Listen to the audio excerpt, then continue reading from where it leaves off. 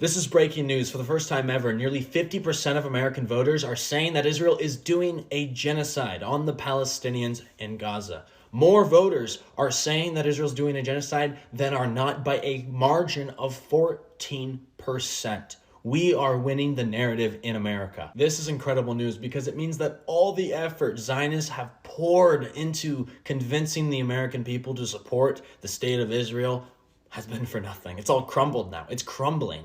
And I guess the obvious question here is, why are there only 3 people in Congress actually naming the genocide?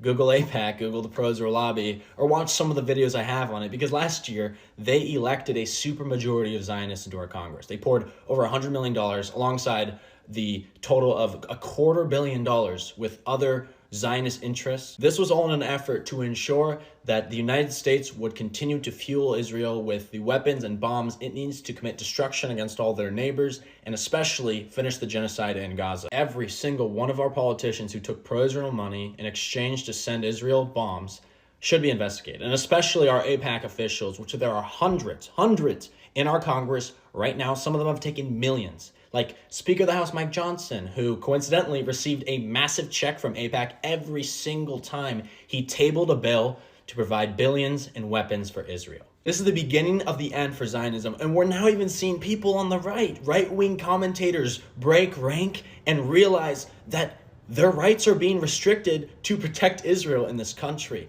And as soon as Israel loses the support of the US government, which will eventually happen, they're over.